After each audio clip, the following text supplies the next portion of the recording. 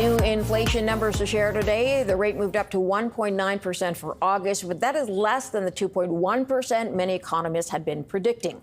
Let's bring in Claire Fan, senior economist at RBC Capital Markets on this. Thanks for joining us today. Thanks for having me. I think the prediction on your end was 2.1%. What did you factor in that sort of maybe didn't go up last month?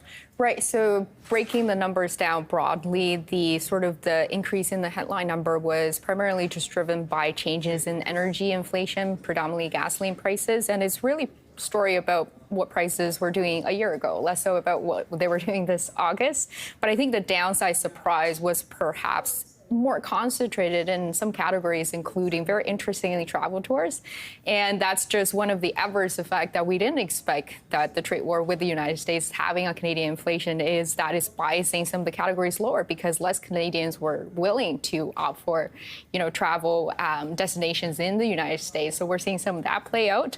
But otherwise, the core numbers, especially the ones that the Bank of Canada pays very close attention to on a year-over-year basis, they're still above 3%. Which is hardly ideal. Okay, so the travel tour thing, we knew that started early, sort of almost as soon as Donald Trump started threatening sovereignty and tariffs, but clearly people have dug their heels in on that and decided they're not going to go, and that continues. When we look at the breakdown of the prices, groceries still remain elevated. Right, yeah, exactly. So food inflation relative to where they were in July was very low change and still pretty elevated for sure. But clothing was up. Yes. Which I'm wondering, is that a back-to-school thing, or why do you think clothing was up in August? It seems unusual. Yeah, for sure. So clothing and some of these categories are things that are particularly volatile during the summer months because of challenges with seasonally adjusting these data. We've had many years of not so seasonal or normal seasonal movements since the pandemic, so perhaps just reflecting volatility because of that. Okay, so let's try and look ahead to tomorrow. We've had GDP, of course, which has been contracting, jobs we've been losing, but inflation coming in today not as high as expected. How do you balance that when you're trying to sort of guesstimate what will happen tomorrow? Right. So I think breaking down the implication from today's inflation and, to your point, all of the softer than expected economic data that we've gotten since the July meeting, what they mean for the Bank of Canada, I think on the surface level, it does seem like economic conditions are looking to be softer than what the bank was expecting. And inflation is also coming in softer. So that's potentially just leaving the door really wide open for the Bank of Canada to walk through and deliver that 25 basis point rate cut. But and speaking of this, I am aware that RBC is one of perhaps the only one that's still expecting a hold from the Bank of Canada at this point.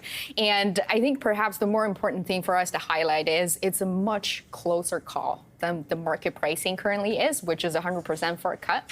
And the reason that we're anticipating that is just because if you were to look at softening in economic data, so speaking of labor market data as well as trade, a decline in export because of less U.S. demand for Canadian products, we're seeing the impact really concentrated in a handful of sectors, as well as predominantly in the goods that were tariffed, versus if you were to look at goods that weren't tariffed, they were still by and large doing okay. So this very concentrated shock to the economy, there's a bigger question as to whether monetary policy is really going to be effective at addressing something that's inherently a supply side shock as well, when monetary policy is more suited for demand. Okay, so that being said, we have seen Ottawa, as you know, come out with large-scale announcements, infrastructure bills out, energy projects, support for some of those sectors, as you say, that have been very targeted, steel and aluminum being one of them.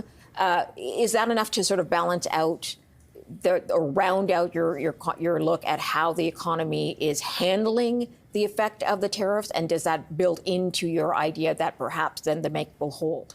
Yeah, absolutely. I think fiscal side is one of the things that we've been pointing to, and sort of the how it's been progressing is really in line with what we were expecting at the sort of spring, at the initial onset of the trade shock as well, which is fiscal is going to step up as we're starting to see more economic damage on the specific sectors. And, the 3 T's about fiscal policy, timely, targeted, and temporary, just makes it much more suitable again.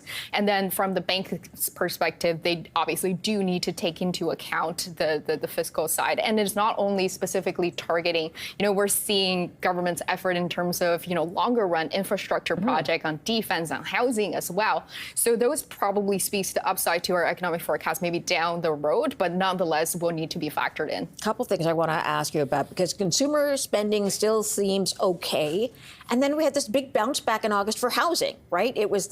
Sales were up, they were higher than they were in the last 4 years. And August is not typically like that.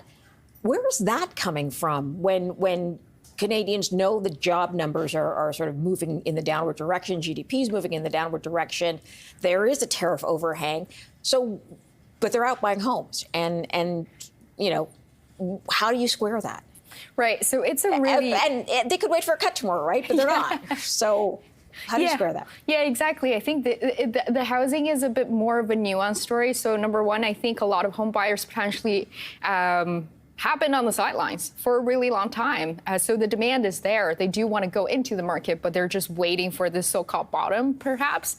And we are starting to see activities do come back in terms of unit sales.